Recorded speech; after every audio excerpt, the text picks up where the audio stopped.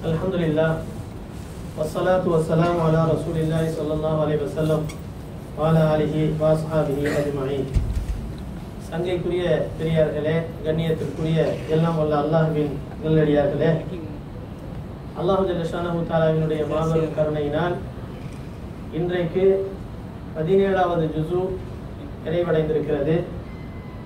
இன்று சூரத்துல் அம்பியா என்ற அத்தியாயமும் சூரத்துல் ஹஜ் என்ற அத்தியாயம், 2 அத்தியாயங்களும் ஓதி முடிக்கப்பட்டிருக்கின்றன. இன்று அல்லாஹு தஆலா பலவிதமான செய்திகளை சொல்லி காட்டுகிறான். இப்ராஹிம் அலைஹிஸ்ஸலாம் அவர்களுடைய நெருப்பு குண்டத்திலே தூக்கி போடப்பட்ட வரலாற்றையும், அய்யூப் அலைஹிஸ்ஸலாம் அவர்கள் உடல் நலம் சரியில்லாமல் இருந்த ஒரு நிலைகளையும், அல்லாஹ்விடத்திலே முறையிட்டு அதன் மூலமாக ஷிஃபாவை பெற்றுவிட்ட ஒரு வரலாற்றையும், யூனுஸ் அலைஹிஸ்ஸலாம் அவர்கள் மீன் வயிற்றுக்குள்ளே சென்ற அந்த விஷயத்தையும், அதன் மூலமாக அவர்கள் அல்லாஹ்விடத்திலே உதவி கேட்ட லா இலாஹ இல்லா அன்த சுப்ஹானக இன்னி குன்து மினல் ஸாலிமீன் என்ற தஸ்பீஹை ஓதி 40 நாட்கள் மீன் வயிற்றிலிருந்து காப்பாற்றப்பட்டு விடுதலை பெற்ற நிகழ்ச்சியையும், இதே மாதிரி லா இலாஹ இல்லா அன்த சுப்ஹானக இன்னி குன்து மினல் ஸாலிமீன் என்ற இந்த தஸ்பீஹை யாராவது ஓதினால் அவர்களுக்கும் இதே போன்ற ஈடேற்றம், வெற்றி கிடைக்கும் என்ற ஒரு அழகான ஒரு நற்செய்தியும் அல்லாஹ் தஆலா குர்ஆனின் மூலமாக இந்த சூரத்துல் அம்பியாவிலே தெரிவித்து காட்டினார். அதன் பிறகு சூரத்துல் ஹஜ் என்ற அத்தியாயத்தை அல்லாஹ் தஆலா சொல்லி காட்டினார்.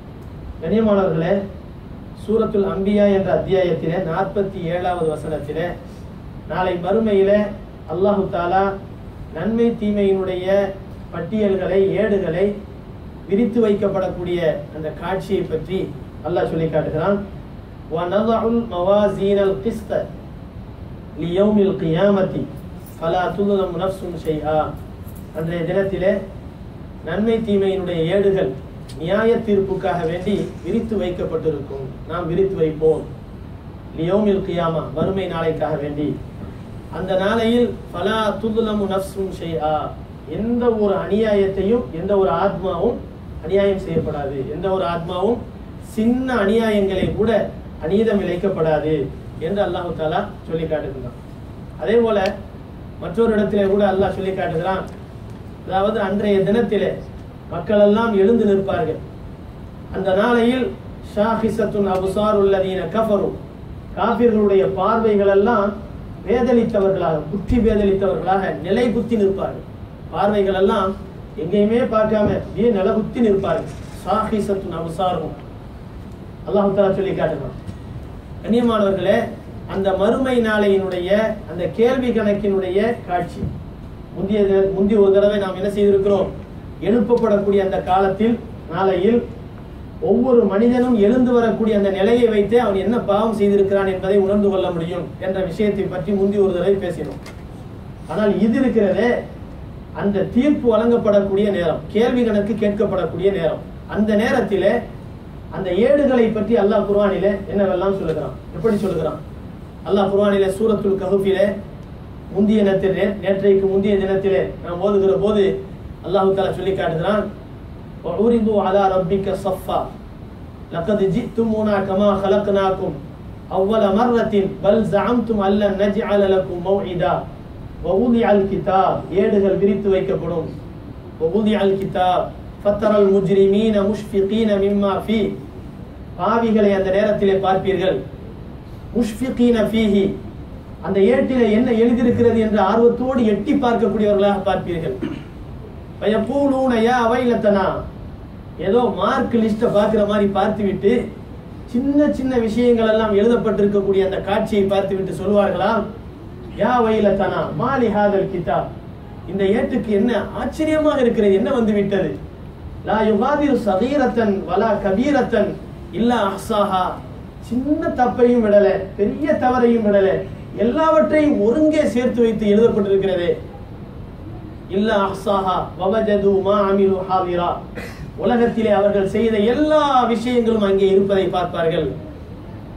அங்கே எல்லா விஷயங்களும் இருப்பதை பார்ப்பார்கள். வவஜது மா அமிலு ஹாதிரா வலா யظ்லிமு ரப்புக அஹதா, யாருக்கும் அல்லாஹ் தஆலா உங்களுடைய இரட்சகன் அநியாயம் செய்ய மாட்டான். கூடுதலா எழுதி குறைவா எழுதி அல்லாஹ் என்ன செய்ய மாட்டான். எந்த அநியாயத்தையும் யாருக்கும் அல்லாஹ் செய்ய மாட்டான். இவன் பெரிய அநியாயம் செஞ்சான் ஃபிரௌன், இவனை கூடுதலான தீமைகளை எழுதி இவனை அநியாயம் பண்ணுவோம் அப்படின்னு அல்லாஹ் என்ன செய்ய மாட்டான். எவ்வளவு பெரிய அநியாயம் செய்தாலும் அந்த அநியாயத்திற்குரிய பகரத்தை தான் அங்கே எழுதப்பட்டிருக்குமே தவிர, அந்த அநியாயங்கள் மட்டும்தான் அங்கே எழுதப்பட்டிருக்குமே தவிர வேறு விதமான எந்த கூடுதலான பாவங்களையும் அங்கே எழுதப்பட்டிருக்காது என்பதை அல்லாஹ் தஆலா குர்ஆனிலே பல இடங்களிலே நமக்கு சொல்லி காட்டுகிறான். கண்ணியமானவர்களே, இந்த வசனத்தின் மூலமாக சொல்லி காட்டக்கூடிய இந்த இடத்தில் நாம் சில விஷயங்களை தெரிந்து கொண்டே ஆக வேண்டும். நாளை மறுமையிலே நம்முடைய நிலைகள் சாதாரணமாக இருக்காது. தீர்ப்பு வழங்கப்படக்கூடிய அந்த நேரத்தில் சில நிகழ்வுகள் நடக்கும். அந்த நிகழ்வுகள் மிக ஆச்சரியமானதாக இருக்கும். அல்லாஹ்வினுடைய அரசாங்கத்தினுடைய அந்த நீதிமன்றத்தினுடைய ஒரு அற்புதமான நிலைகள் நமக்கு ஒரு பெரும் ஆச்சரியத்தை உண்டாக்கும். காரணம் என்னவென்று சொன்னால், அது சாதாரணமானது அல்ல. உலகத்திலே நாம் யாருக்கும் தெரியாமல் செய்தோம் என்று நினைத்துக் கொண்டிருக்கிறோமே, அவை அனைத்தும் அங்கே பதிவு செய்யப்பட்டிருக்கும். நாம் நினைப்போம் யாருக்கும் நமக்கு தெரியாது, நாம் செய்த இந்த பாவம் யாருக்குமே தெரியாது. உதாரணத்துக்கு எடுத்துக்கொள்ளுங்கள், ஒரு மனிதர் அவரிடத்திலே ஒரு 10,000 வெள்ளி அமானிதமாக அவர் கொடுத்து வைத்தார். 10,000 வெள்ளி அமானிதமாக கொடுத்து வைத்தார்.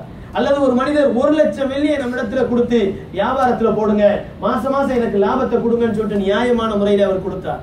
ஆனால் அவர் கொடுத்தது அவருடைய குடும்பத்துக்கோ வீட்டுக்கோ மனைவி மக்கள் யாருக்குமே தெரியாது. அவருடைய சொந்த தேவைக்காக கொடுத்து வைத்தார். மாதம் கொடுத்தோம் அல்லது கொடுக்கல. ஆனால் திடீரென்றார் போல அவர் என்ன செய்தார், மாரடைப்பின் காரணத்தினால் இறந்து போகிறார். நடக்குதா இல்லையா? உலகத்துல நடக்கக்கூடிய விஷயம். ஆனால் இவர் என்ன நினைக்கிறார், இவர் கொடுத்த பணம் நமக்கு மட்டும் தான் தெரியும், அவருக்கு தெரியும். யாரிடத்தையும் சொல்ல வேணாம்னு சொன்னது ரொம்ப வசதியா போச்சு, யாரிடத்தையும் சொல்லிடாதீங்க அப்படின்னு சொன்னது ரொம்ப வசதியா போச்சு அப்படின்னு நினைக்கிறார். இப்ப என்னாச்சு, 1,00,000 வெள்ளியை அப்படியே முடிஞ்சு போச்சு. 1,00,000 வெள்ளியை அப்படியே கவுத்திடுறாரு, அப்படியே பதிக்கிறாரு. யாருக்கும் சொல்லல. நியாயமானவர்களாக இருந்தால் 100 வெள்ளியாக இருந்தாலும் அவர்களுடைய வாரிசுகளை தேடி சென்று கொடுக்க வேண்டும். இல்லை என்றால் நாளை மறுமையில என்ன நடக்கும் தெரியுமா? அல்லாஹ் கேட்பான், மனிதா நீ செய்த பாவங்களுக்கு நான் சாட்சி வைத்திருக்கிறேன். அந்த மனிதன் அந்த ஹிசாபுடைய நேரத்திலே, ஜட்ஜ்மெண்ட் டே என்று சொல்லப்படக்கூடிய அந்த நீதி தீர்ப்பு வழங்கப்படக்கூடிய நாளையிலே அவன் சொல்லுவான், சாட்சியா, நான் செய்த எந்த பாவத்திற்கும் எந்த சாட்சியையும் எந்த விட்னஸையும் உலகத்திலே நான் விட்டு வைக்கவில்லை. நீ வேண்டுமானால் கொண்டு வா பார்க்கலாம். மனிதன் உலகத்திலே மனிதர்களிடத்திலே வாதாடியதை போல அல்லாஹ்விடத்திலே வாதாடுவான். இல்லை மனிதா, உனக்கு சாட்சி இருக்கிறது என்று அல்லாஹ் சொல்லுகின்ற நேரத்திலே அவன் கேலியாக, கிண்டலாக, நக்கலாக என்ன செய்வான், வலது பக்கமும் இடது பக்கமும் பின்னாலும் முன்னாலும் திரும்பி பார்ப்பான். எனக்குரிய சாட்சி எந்திரத்திலே எனக்கு பக்கத்திலே இருக்கிறார்களா? யாரும் இல்லை. இவன் ஏளனமாக பேசுவான். அல்லாஹ் தஆலா குர்ஆனிலே சொல்லி காட்டுகிறான், அல்-யௌம நக்திமு அலா அஃப்வாஹிஹிம் வ துகல்லிமுனா ஐதீஹிம் வ தஷ்ஹது அர்ஜுலுஹும் பிமா கானூ யக்ஸிபூன். அன்றைய தினத்திலே அவர்களுடைய நாவுகளுக்கு பூட்டு போடப்படும், முத்திரையிடப்படும்.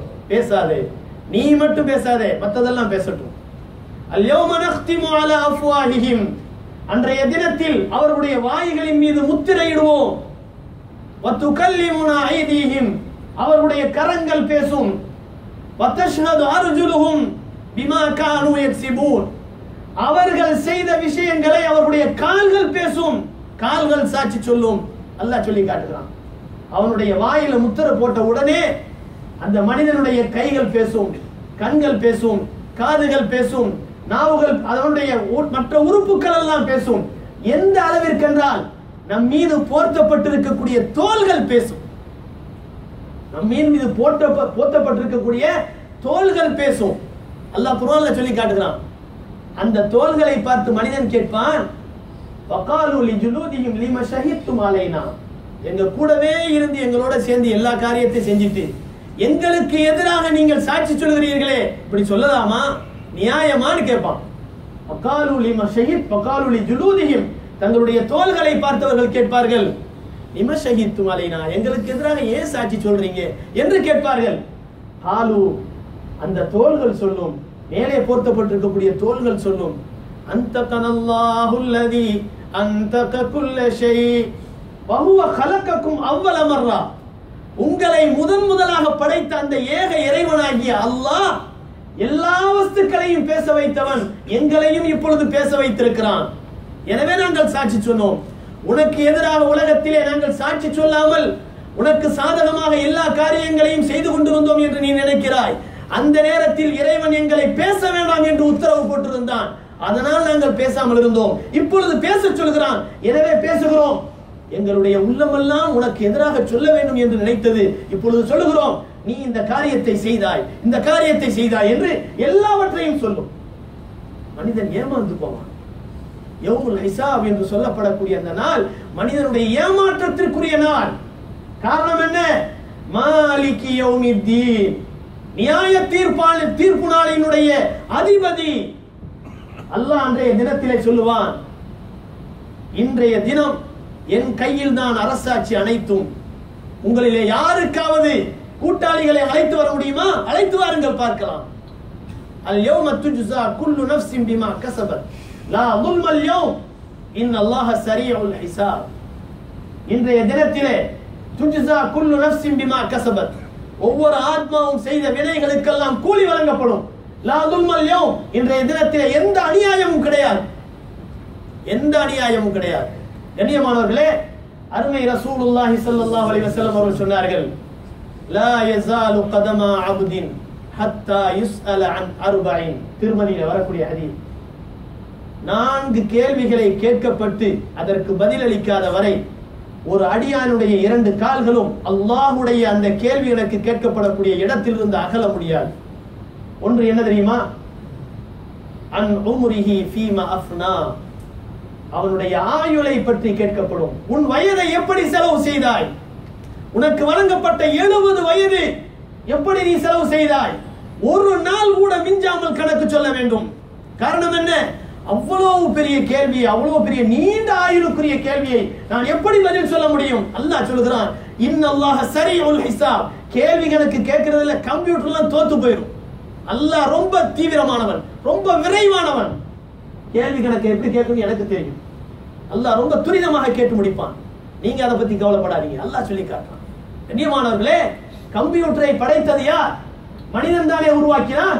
அந்த மூளையை உருவாக்கியது யார்? ஏக வல்லவனாகிய அல்லாஹ் இல்லையா? அதையெல்லாம் மிஞ்சிய கேள்வி கணக்கு அல்லாஹ்விடத்தில் இருக்கும் என்பதை உலக படைப்புகளை கொண்டு நாம் சிந்திக்க வேண்டும். அல்லாஹ் ஆற்றலுக்குரியவன். இன்னல்லாஹ ஸரீஉல் ஹிசாப். அல்லாஹ்வுக்கு எதுவும் இயலாததல்ல. ரொம்ப தீவிரமானவன், ரொம்ப துரிதமானவன், ரொம்ப வேகமானவன் கணக்கு கேள்வி கணக்கு கேட்பதில். கண்ணியமானவர்களே, பெருமானார் ஸல்லல்லாஹு அலைஹி சொன்னார்கள், முதல் கேள்வி, முதலாவது கேள்வி, அன் உம்ரிஹி, ஆயுளை நீ எப்படி செலவு செய்தாய்? ஃபீமா அஃப்னா, எப்படி செலவு செய்தாய், எப்படி அழித்தாய்? இரண்டாவது கேள்வி என்ன தெரியுமா? அதுவும் முதல் கேள்வியோடு இன்க்ளூட் தான். ஆனா அல்லாஹ் தனியா கேட்கிறான். எப்படி கேட்கிறான்? வஅன் ஷபாபிஹி ஃபீமா அப்லா. இரண்டாவது கேள்வி, உன் வாலிபத்தை எப்படி செலவு செய்தாய்? வாலிபம் என்ன வயசுல உள்ளது இல்லையா? அது என்ன தனியா உள்ளதா? ஏன் தனியாக கேட்கிறான்? கண்ணியமானவர்களே, இளமை கடந்து முதுமை வந்துவிட்டால் தானாக பக்தி பரவசம் எடுக்கும். அதுல சந்தேகமே இல்லை. ஆனால் இளமையில் இருக்கும் போது நாம் எப்படி இருந்தோம் என்பதை அல்லாஹ் தீவிரமாக கவனிக்கிறான். அருமை நாயகம் ஸல்லல்லாஹு அலைஹி வஸல்லம் அவர்கள் இதைத்தான் சொன்னார்கள். நாளை மறுமையிலே எந்த விதமான நிழலும் இல்லாத அந்த நாளையில், அர்ஷினுடைய நிழல் மட்டும் இருக்கக்கூடிய அந்த காலகட்டத்தில் யார் அல்லாஹ்வுக்காக அல்லாஹ்வுடைய அச்சத்தை தாங்கியவர்களாக இருந்தார்களோ அந்த வாலிபர்களும் அந்த நிழலிலே இருப்பார்கள். வாலிபர்களை பற்றி தனிப்பட்ட முறையிலே குர்ஆனும் ஹதீஸும் சிறப்பான முறையிலே சொல்லி காட்டுகின்றன. வாலிபர்களை பற்றி சொல்லணும் சொன்னா சூரத்துல் கஹ்ஃப் பெரிய எடுத்துக்காட்டு. சில வாலிபர்கள் ஏகத்துவத்தை காப்பாற்றிக் கொள்வதற்காக வேண்டி அந்த அரசனிடம் இருந்து குகைக்குள்ளே பதுங்கி போனார்கள் என்று வாலிபர்களை பற்றி சொல்கிறான். கண்ணியமானவர்களே, வாலிபம் அவ்வளவு மகத்தானது. வாலிபம் இருக்கிறதே அவ்வளவு மகத்தானது. இதற்கு தனி ஸ்பெஷலான கேள்வி உண்டு. இந்த வாலிபத்திலே யாராவது பாவங்களை விட்டும் தவிர்த்து கொண்டால் அதற்கு சிறப்பான பலவிதமான கூலிகள் உண்டு. அதை நல்லா புரிஞ்சுக்கிறணும். ஒருவர் 50 வயசு தாண்டதுக்கு பின்னால அது வரைக்கும் ஆடுறத ஆடினார், நல்லா ஆட்டம் போட்டார். 50 வயசுக்கு பின்னால இப்ப நான் அல்லாஹ்வை பயப்படுறேன், தம்பி உட்காரு, யாரு பிள்ளைய உட்கார வச்சு உபதேசம் பண்றார். நான் எப்படி தொழுறப்ப நீ தொழுவே வரமாட்டியே, 50 வயசுக்கு பிறகு நீ தொழுவதான் செய்வ, நான் அந்த வயசு வரும்போது நானும் தொழுவேங்கிறான். இப்போ அந்த வயசு வரும்போது நானும் தொழுவேன், 40 வயசுல என்ன ஆட்டம் போட்ட அம்மா சொன்னிச்சு என்னட்ட அப்படிங்கிறான். நம்ம 40 வயசுல நம்ம முன்மாதிரியா இருந்திருந்தா அந்த புள்ள நம்மளை பார்த்து அப்படி சொல்லுவானா? நம்மள்ட்ட சொல்லாட்டியாலே அந்த புள்ள அம்மாட்ட போய் சொல்றான், அம்மா 40 வயசுல எப்படி இருந்தார் அந்த ஆளு, இப்போ எனக்கு உபதேசம் பண்றாரு, அட்வைஸ் பண்றாரு, சொல்லி வை, நடக்கிறத வேறங்கிறான். சொல்றானா இல்லையா? குடும்பங்கள்ல நடக்குதா இல்லையா? நம்ம குடும்பம்லாம் சீதேவி குடும்பம், அதெல்லாம் நடக்காது. மத்த பள்ளியில வெளியில இருக்கிறாங்க பாருங்க, நடக்குது வெளியில பார்க்கிறோம். கண்ணியமானவர்களே, அப்ப இந்த மாதிரியான வாலிபத்தை பற்றி தனி ஸ்பெஷலான கேள்வி இருக்கு. அதுக்கு பதில் என்ன இருக்கு நம்மள்ட்ட? நம்முடைய பதில் என்ன?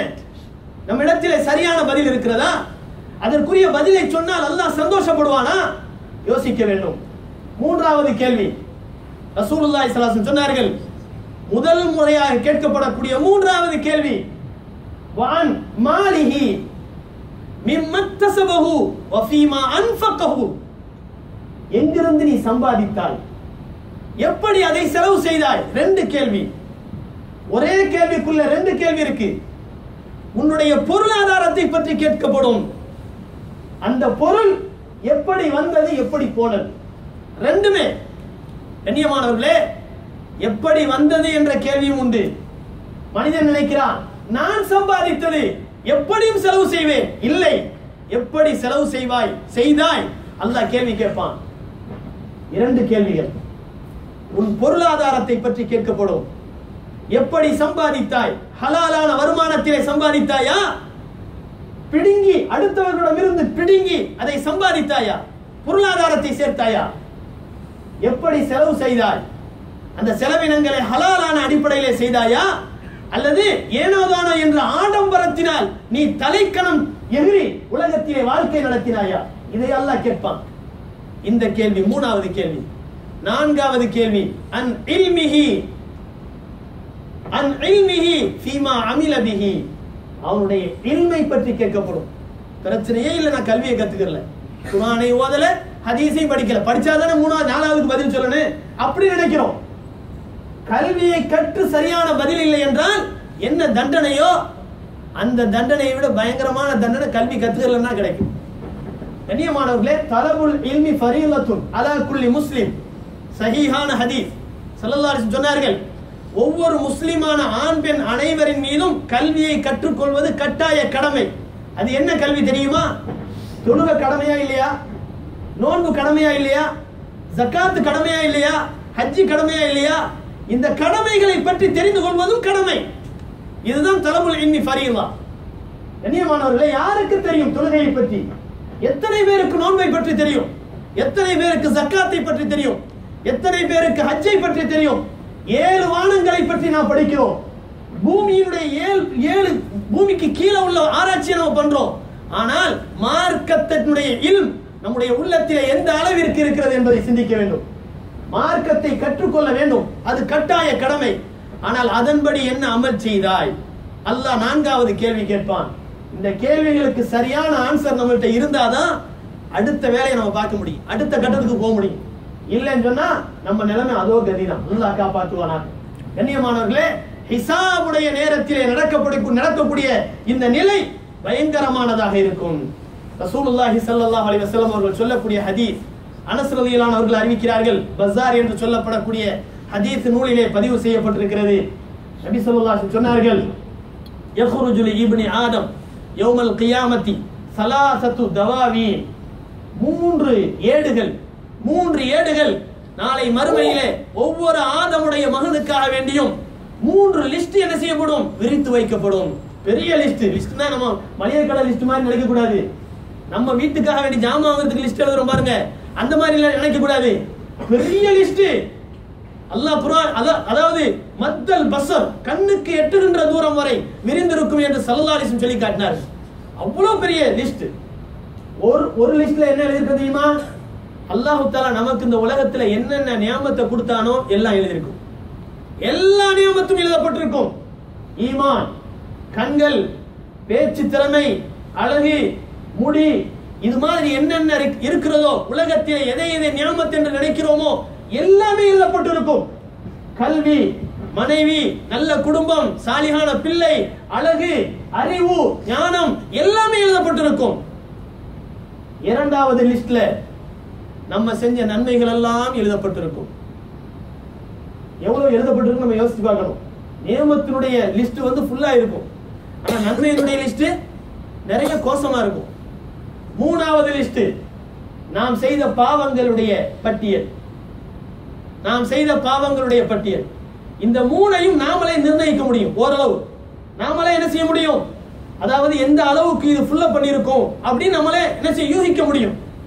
இந்த நிலையில் ஒரு மனிதன் நன்றாக அமல் செய்த மனிதனை எடுத்துக்கொள்வோம். நிறைய அமல் செய்த மனிதர் அவர் எழுப்பப்படுவார். ஹதீஸிலே வருகிறது, ஸல்லல்லாஹு அலைஹி வஸல்லம் அவர்கள் சொன்னார்கள், தீவானும் ஃபீஹில் அமலு ஸாலிஹ், ஒரு ஏட்டிலே நல்ல அமல்கள் எழுதப்பட்டிருக்கும். தீவானும் ஃபீஹி துனூபுஹு, இன்னொரு ஏட்டிலே அவனுடைய பாவங்கள் பதிவு செய்யப்பட்டிருக்கும். வ தீவானும் ஃபீஹி நிஅமு மினல்லாஹி அலைஹி, இன்னொரு லிஸ்ட்ல அவனுக்கு அல்லாஹ் கொடுத்த நிஅமத்துகள் பதிவு செய்யப்பட்டிருக்கும். மூணு லிஸ்ட் எழுதப்பட்டு அங்கே விரித்து வைக்கப்பட்டிருக்கும். அந்த நேரத்தில் அல்லாஹ் அடியானத்துல கேட்பான், இது எல்லாம் கரெக்டா இல்லையாப்பா பார்த்து சொல்லு. எல்லாத்தையும் பார்ப்பான், எல்லாம் கரெக்டியா அல்லாஹ், எல்லாமே கரெக்ட். நான் யுகாதிரு சகீரத்தன் பல கபீரத்தன், சின்னது பெருசு எதையுமே விடல, எல்லாமே பதிவு செய்யப்பட்டிருக்கு என்று அடியான் சொல்லுவான். அல்லாஹ் தஆலா சொல்லுவான், சரி இப்போ எல்லாம் கரெக்ட்னு சொல்லிட்டேன், உனக்கு வழங்கப்பட்ட நியமத்திற்கு பாரு, அதனுடைய மதிப்பை நீ இப்போ உணரணும் அப்படின்னு சொல்லிட்டு அல்லாஹ் கொடுத்த ஒரே ஒரு நியமத், உதாரணமா கண்ணுன்னு எடுத்துக்கிறேன். அந்த கண் பார்வை என்ற நியமத்தை சொல்லி அல்லாஹ் சொல்லுவான், உலகத்தில் அந்த கண் பார்வை என்ற உன்னுடைய மதிப்பு, அந்த பார்வையை பார்த்து சொல்லுவான், உனக்கு எவ்வளவு தேவையோ அந்த நியமத்தை அவனுடைய நன்மையிலிருந்து எடுத்துட்டு வா அப்படின்னு சொல்லுவான். கண் என்ற நியமத்தை பார்த்து உனக்கு எவ்வளவு உன்னுடைய மதிப்பு, உன்னுடைய விலை எவ்வளவோ அதை போய் என்ன செஞ்சுட்டு வா, இவனுடைய நன்மையிலிருந்து போய் எடுத்துட்டு வான்னு சொல்லுவான். அந்த கண்ணுங்கிற நியமத்து போய் அந்த ஏட்டையே சுருட்டி எடுத்துட்டு வந்துடும். நம்ம செஞ்ச அமல் அவ்வளவுதான். நம்ம செஞ்ச அமலை விலை போட்டோம் சொன்னா அவ்வளவுதான், முடிஞ்சு போச்சு. அல்லாஹ் கேட்பான், அடியானே நான் கொடுத்த கண்ணுங்கிற நியமத்துக்கு மட்டும் நீ செஞ்ச நன்மை எல்லாம் காலியா போச்சு, இப்ப நீ என்ன பண்ண போற? அடியான் சொல்லுவான், பி ரஹ்மத்திக்க யா அல்லாஹ், உன்னுடைய ரஹ்மத்தை கொண்டு நான் ஆசைப்படுகிறேன், நீ என்னை மன்னிச்சிரு, என்னை சொர்க்கத்துக்கு அனுப்பு அப்படின்னு சொல்லுவான். அல்லாஹ் தஆலா சொல்லுவான், அடியானே சரியாக சொன்னாய், என் ரஹ்மத்தை கொண்டு, என்னுடைய ரஹ்மத்தை கொண்டு, என்னுடைய வல்லமையை கொண்டு உன்னை மன்னித்து நான் சொர்க்கத்துக்கு அனுப்புகிறேன் என்று அடியானை பார்த்து அல்லாஹ் சொல்லுவான். இதுதான் அடியானுடைய ஏடுகள் விரித்து வைக்கப்பட்டிருக்கக்கூடிய நிலை. கண்ணியமானவர்களே, அல்லாஹ் தஆலா நம்முடைய பாவங்களை மன்னிக்க வேண்டும்.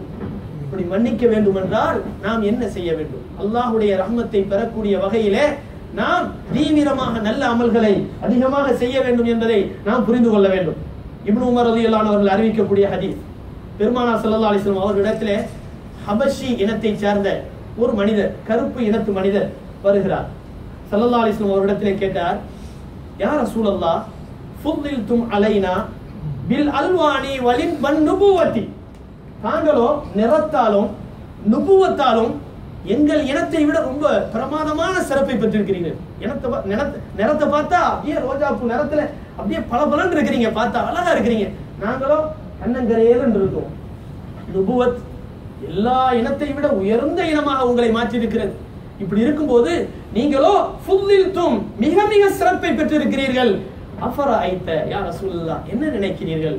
இன் ஆமன்து பிமிஸ்லி ஆமன்த, நீங்க ஈமான் கொண்ட மாதிரியே நானும் ஈமான் கொள்றேன். அதே மாதிரி வ அமில்து பிமிஸ்லி மா அமில்த, நீங்க அமல் செய்யற மாதிரியே நானும் அமல் செய்றேன்.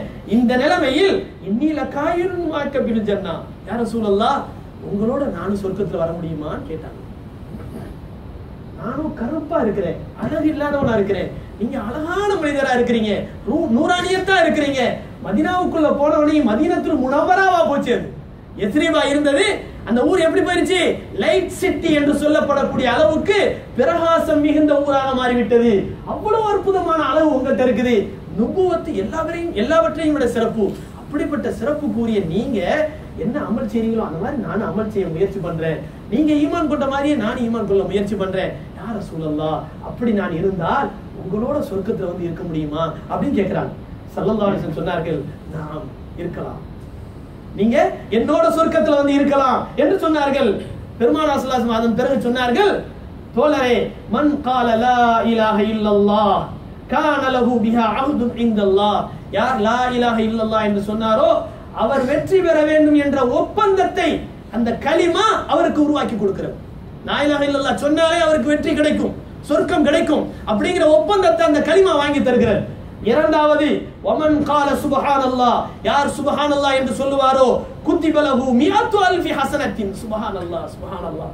பெருமானார் ஸல்லல்லாஹு அலைஹி சொன்னார்கள், ஒரு மனிதர் இக்லாஸோடு சுப்ஹானல்லாஹ் என்று ஒரு முறை சொன்னால் 1,00,000 நன்மை கிடைக்கும், 1,00,000 நன்மை கிடைக்கும் என்று அருமை நாயகம் ஸல்லல்லாஹு அலைஹி சொல்லி காட்டினார்.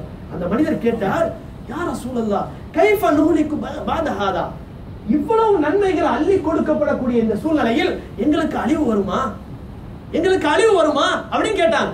பாவத்தால் தானே அழிவு வருகிறது, நாங்கள் அழிவோமா, இவ்வளவு பெரிய நன்மை கிடைக்கும் போது எங்களுக்கு அழிவு வருமா என்று கேட்டார். ஸல்லல்லாஹு அலைஹி வஸல்லம் அவர்கள் சொன்னார்கள், தோழரே, நீங்க என்ன இந்த வார்த்தையின் அழிவு வருமான்னு கேட்கிறீங்க?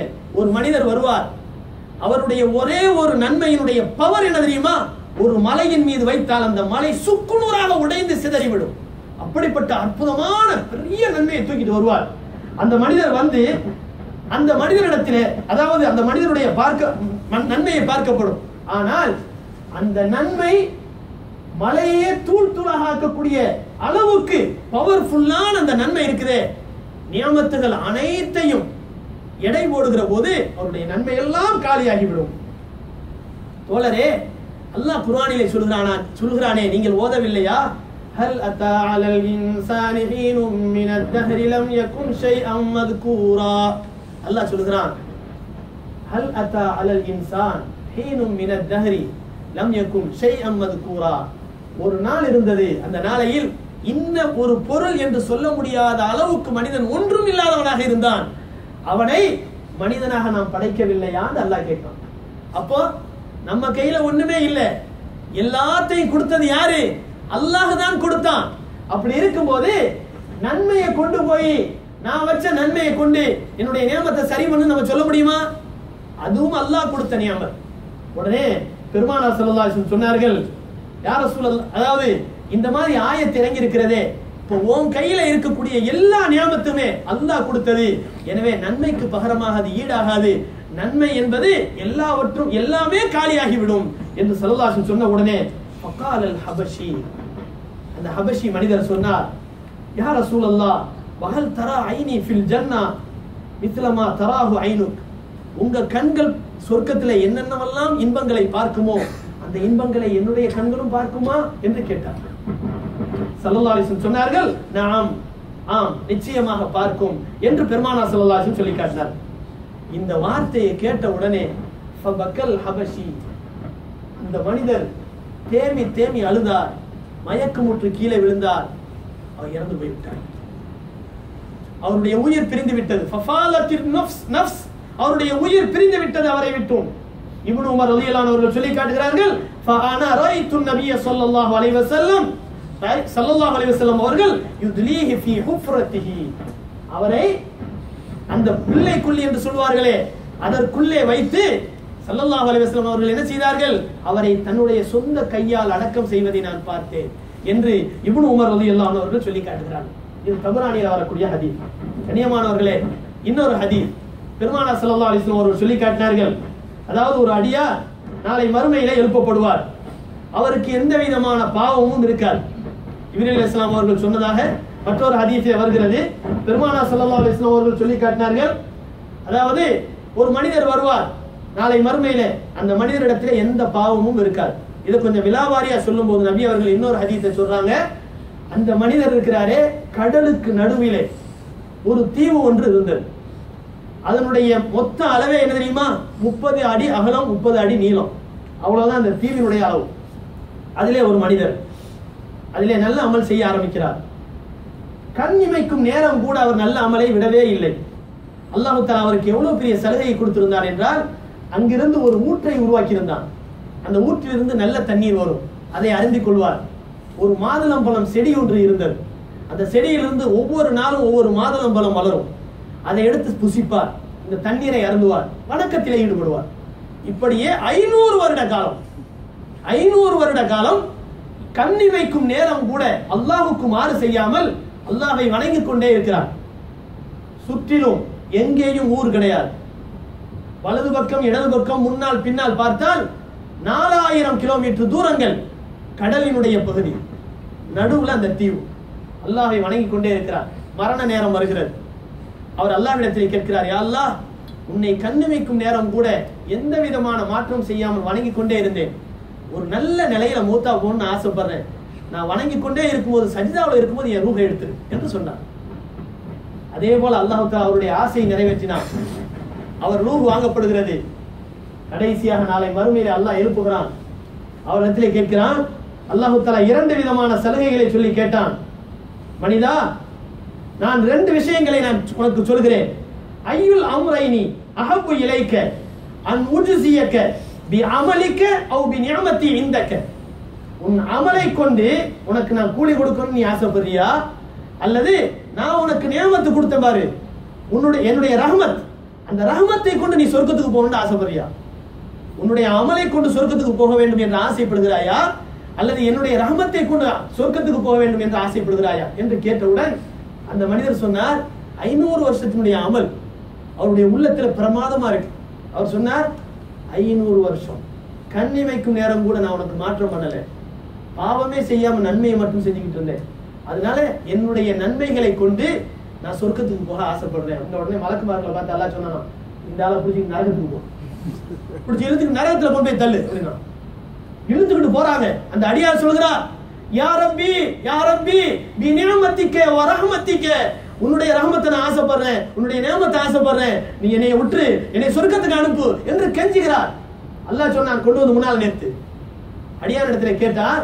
அல்லாஹ் கேட்டான், அடியானே, 500 வருஷம் கண்ணி வைக்கும் நேரம் கூட மாற்றம் செய்யாமல் வணங்கியதாக சொன்னாயே, அந்த 500 வருஷத்தினுடைய வசதியை உனக்கு யார் செஞ்சு கொடுத்தாங்க? கடலினுடைய நடுவிலே உப்பு தண்ணீர் நிறைந்த அந்த பகுதியிலே ஒரு அழகான சுனையை உண்டாக்கி, ஒரு நீரூற்றை உண்டாக்கி, இனிமையான தண்ணீரை கொடுத்தது உனக்கு யார்? ஒவ்வொரு நாளும் பழம் கிடைக்கக்கூடிய வகையிலே ஒரு மாதுளம் செடியை உனக்கு உண்டாக்கி கொடுத்தேனே, அது யார்? 500 வருஷம் நினைத்திருந்தால் உனக்கு நோயை கொடுத்திருக்கலாம், உணவை தடை செய்திருக்கலாம், தண்ணீரை தடை செய்திருக்கலாம், எல்லா வசதிகளையும் கொடுத்து 500 வருட ஆயுள் காலம் உனக்கு கொடுத்தது யார்? நான் தானே. யா ரப்பி, நீ தான் எனக்கு கொடுத்தாய், உன்னுடைய ரஹ்மத்து தான் எனக்கு தேவை. அல்லாஹ் சொன்னான், நிஅமதி வ பி ரஹ்மதி, நீ சொர்க்கத்துல போ, என்னுடைய நியமத்தை கொண்டும் என்னுடைய ரஹ்மத்தை கொண்டும் நீ சொர்க்கத்துக்கு செல்வாயா என்று அல்லாஹ் சொல்கிறான். கண்ணியமானவர்களே, இதுதான் ஹிசாபுடைய நாள். இதுதான் ஹிசாபுடைய நாள். எப்படியும் நடக்கலாம். ஹிசாபுடைய நாள் இருக்கிறதே, அது எப்படியும் நடக்கலாம். எனவே நம்முடைய அமலை கொண்டோ, நம்முடைய திறமையை கொண்டோ, நம்முடைய வாதங்களை கொண்டோ நாளை மறுமையிலே நாம் பார்த்துக் கொள்ளலாம் என்று நாம் மனக்கோட்டை கட்டுவோமையானால் நாம் ஃபெயிலா போயிடுவோம்.